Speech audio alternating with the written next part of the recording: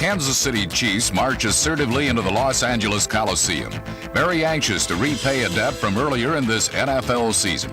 In October at Kansas City's Arrowhead Stadium, the Chiefs were beaten by the Raiders after leading by 17 points near the end of the first half.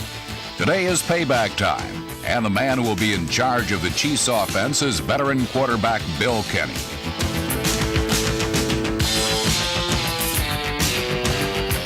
Kenny was on the bench in that first meeting between these two traditional AFC West rivals, and he had to suffer through another brilliant come-from-behind performance by the oldest quarterback in the NFL, Jim Plunkett. Plunkett has since focused the Raiders clearly on their annual goal of winning an NFL championship. But first, this team must qualify for the playoffs, and that is not yet a reality. In fact, there is much more to this game than mere revenge.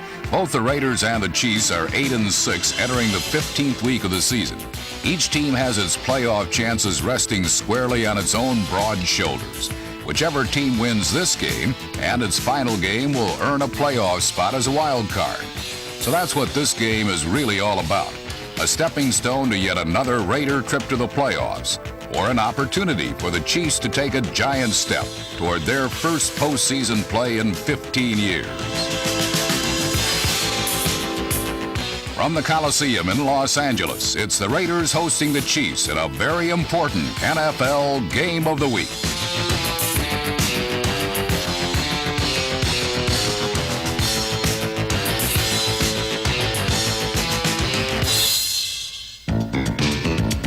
The game did not begin well for the Raiders. Their first offensive play from scrimmage was a Marcus Allen fumble that was recovered by the Chiefs.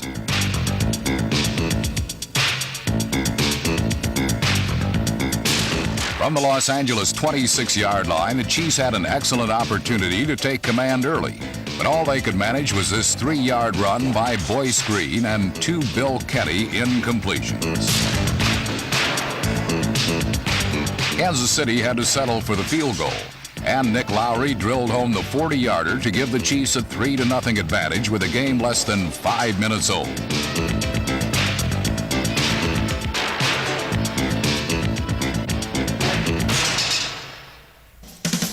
On the kickoff following Lowry's field goal, it appeared that the Chiefs would once again produce another Raider turnover, as Los Angeles return man Fulton Walker, number 41, lost the football when tackled by Kansas City's Albert Lewis and Jonathan Hayes.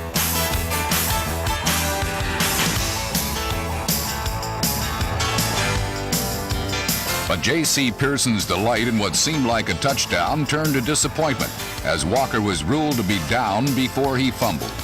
For the Raiders, the reprieve was but a short one. 3 plays later, they really did cough up the football, and the culprit was again Marcus Allen.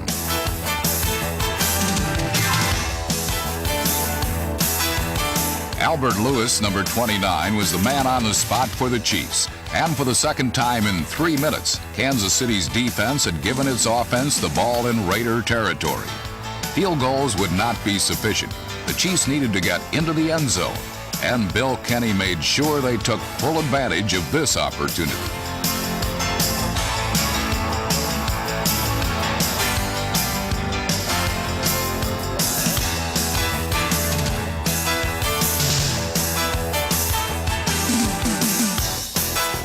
Wide receiver Stephon Page, number 83, grabbed Kenny's perfectly thrown pass for a 26-yard touchdown. And midway through the first quarter, the Chiefs had jumped in front 10-0. For Page, it was his 11th receiving touchdown of the season, as the fourth-year free agent continued to prove that he is one of the NFL's most underrated, yet most efficient receivers.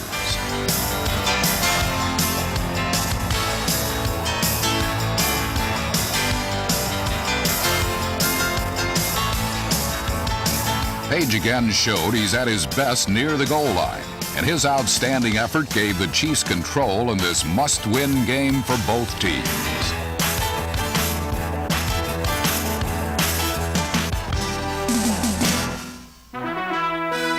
Trailing by 10 in the first quarter, the Raiders needed first and foremost to hold on to the football. They went to the running game with rookie Napoleon McCallum, number 34, doing the brunt of the work.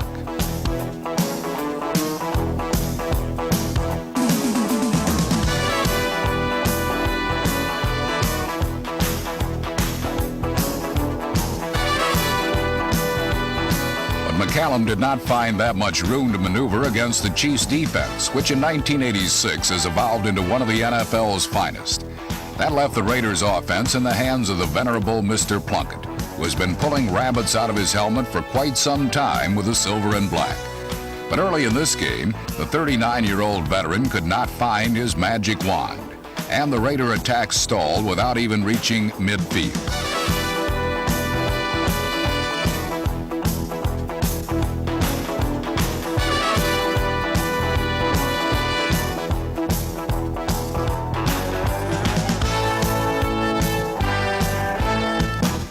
Los Angeles was letting any playoff opportunity slip away. If things did not turn around for them soon, there would be no postseason play for this proud team of proven warriors. The Raiders were simply getting beat on both sides of the ball. What was particularly surprising was that Kansas City, with one of the worst running games in the league, was able to move the ball on the ground. The Chiefs, not normally able to sustain long, time-consuming drives that featured a balance of run and pass, were doing just that against the Raiders' highly ranked defensive unit.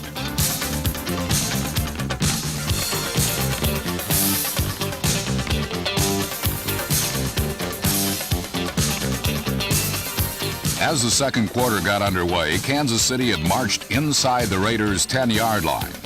On an important 3rd and 5 from the 9, Kenny found Boyce Green for 7 yards and a 1st and goal at the Los Angeles 2.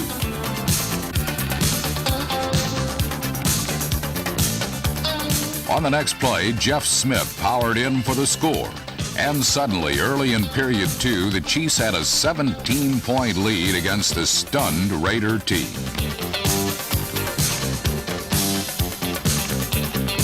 The Chiefs had driven 78 yards in 12 plays.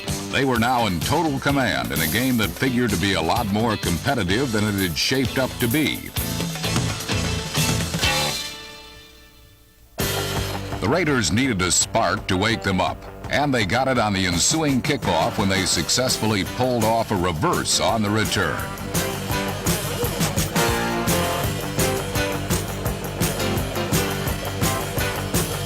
Vance Mueller, number 42, ended up with the ball and raced 46 yards into Kansas City territory. From there, Plunkett finally found some success in the person of wide receiver Rod Barksdale, number 88.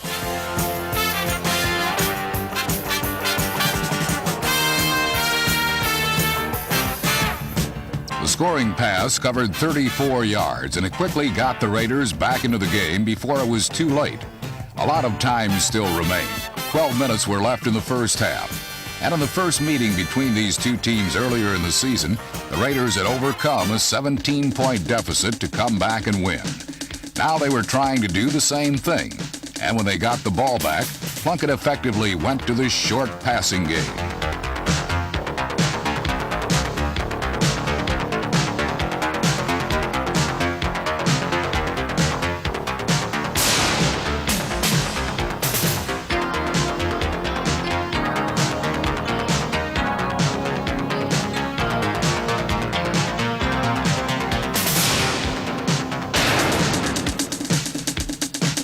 Marcus Allen was beginning to redeem himself for his earlier turnovers, and number 32 is now wearing down the Chiefs' defense with both his receiving and his running.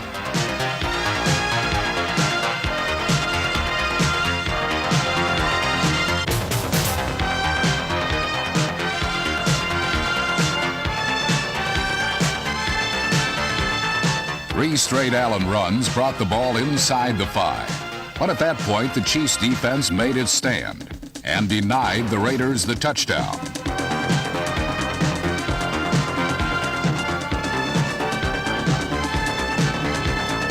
Late in the second quarter, the Raiders settled for 3.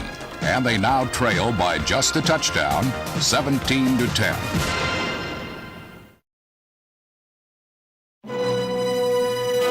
With nearly 4 minutes to go in the half, the Chiefs were anxious to short-circuit the Raiders' momentum that had obviously been built from 10 unanswered points. Bill Kenny came out throwing, but was temporarily set back when Raider pressure up the middle forced him out of the pocket and into a quarterback sack.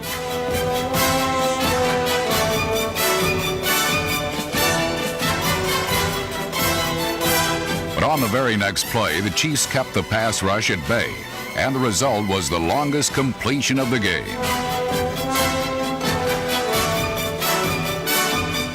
Emil Harry's 35-yard catch was quickly followed by a gain almost as long.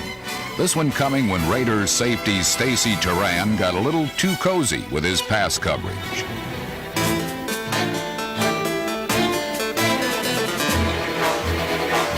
Kansas City picked up 26 yards with a pass interference call, putting the ball at the LA1. But then the Raider goal line defense earned its pay with 3 straight examples of defensive brilliance.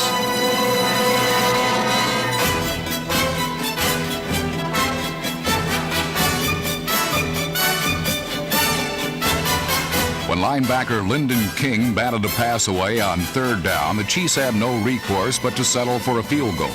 And Nick Lowry, the most accurate kicker in NFL history, tacked on the 3 points with no trouble. The Chiefs regained their 10-point margin at 20-10, but there was still time for the Raiders to get in their licks. However, a holding penalty and an interception thrown by Jim Plunkett ended any chance of further LA scoring in the first half.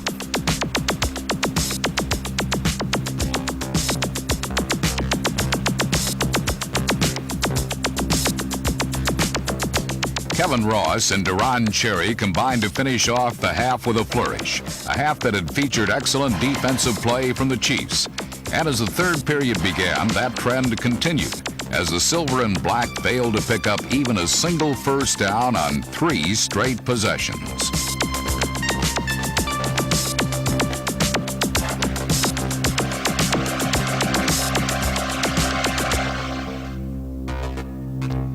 While Kansas City's offensive efforts weren't quite as futile, the results were the same, as the Raider defense shut out the Chiefs for the entire second half.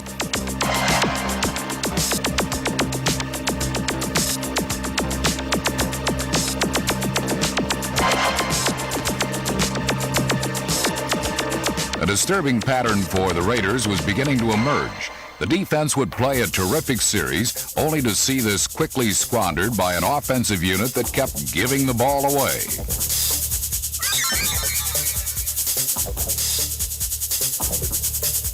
Number 20, Deron Cherry, grabbed his 8th interception of the season to end this drive on only the 3rd play.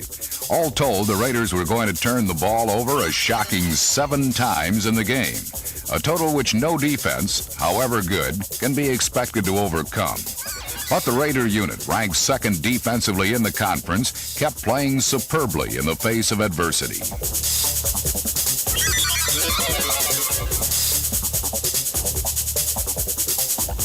Despite Chiefs' penetration deep into LA territory following the interception, the Raiders held. And this time, Nick Lowry wasn't as accurate on a 47-yard field goal attempt.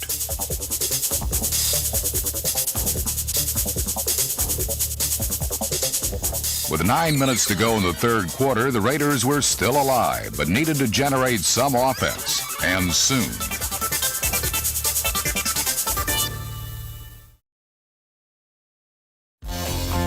Like a bad summer television rerun, Jim Plunkett went back to pass, hurled the pigskin, and was promptly intercepted again.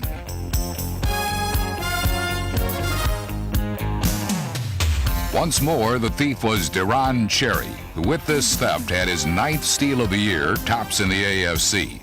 Cherry got help from cornerback Albert Lewis, then simply cut in front of intended receiver Tim Moffitt to grab the interception. The turnover seemed to spark the Chiefs temporarily, who had done little offensively since halftime. But after some early gains, the Raider defense tightened up and allowed Kansas City nothing more.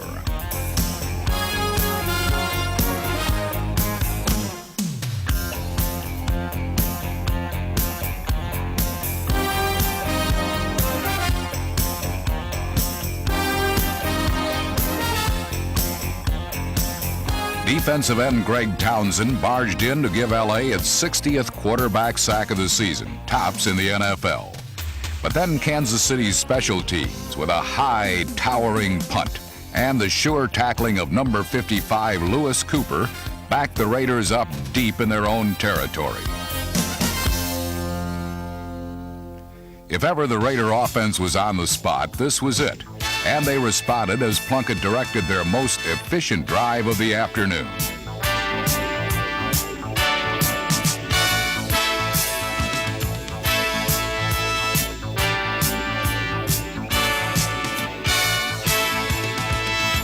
Plunkett fired 3 key completions to get the Silver and Black into Kansas City territory.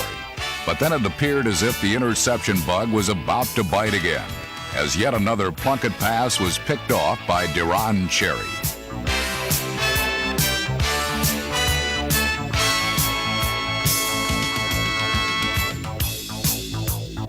This time, however, the Raiders got a break from the officials. Chiefs defensive end Pete Koch, who is starring in Clint Eastwood's latest film Heartbreak Ridge, felt a little heartbreak himself as he was flagged for roughing the passer. Instead of Chiefs possession, LA still had the ball. This proved to be a critical call in the game. Given a second chance, the Raiders responded with 4 straight running plays that would eventually earn them a touchdown.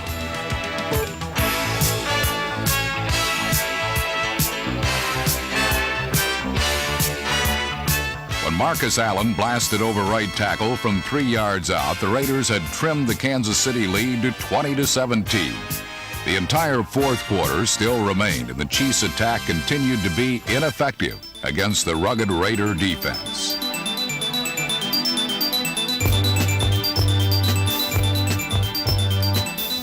When LA got the ball back, they continued their methodical but steady movement downfield. Consuming over 6 minutes, the Raiders were marching for what seemed to be a tying or even go-ahead score.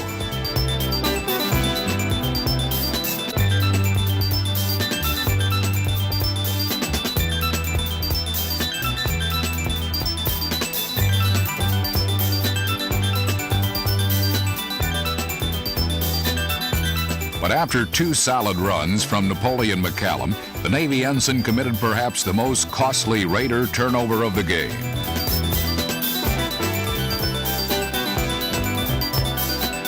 Safety Lloyd Burris forced the fumble, and the Chiefs recovered, ending the Raider drive. And then the Kansas City offense finally stopped sleepwalking, accumulating enough first downs to eat up nearly 4 minutes on the clock.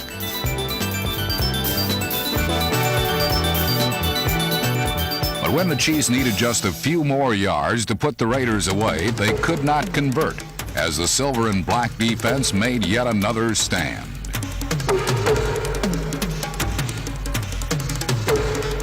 With 2 minutes to go in the game, LA got the ball back. Down 20-17, this is usually more than ample time for a normal Raider rally. But 1986 has not been a normal year for this team, which ended all hopes for a storybook finish on its very first play of the drive.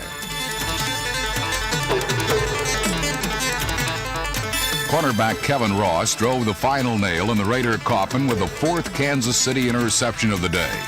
It marked a shattering conclusion for the 39-year-old Jim Plunkett, who just a few weeks ago had come off the bench and sparked the Raiders in what appeared to be one of their typical late-season playoff surges.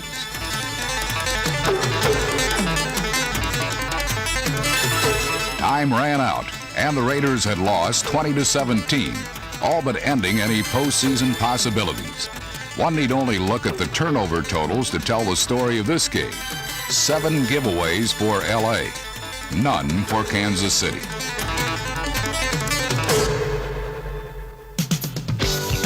While 1986 marks a year of frustration for the Raiders, it is a season ripe with opportunity for the Kansas City Chiefs. The men from Arrowhead have not made the playoffs since 1971. But now the possibility is within their grasp. They don't need help from any other team. The task is simple for Coach John Makovic and his athletes, at least on paper. All they have to do now is beat the Steelers at Pittsburgh in the final week of the regular season. If the Chiefs do this, Christmas will come early to Kansas City with a gift-wrapped playoff berth for the first time in 15 years.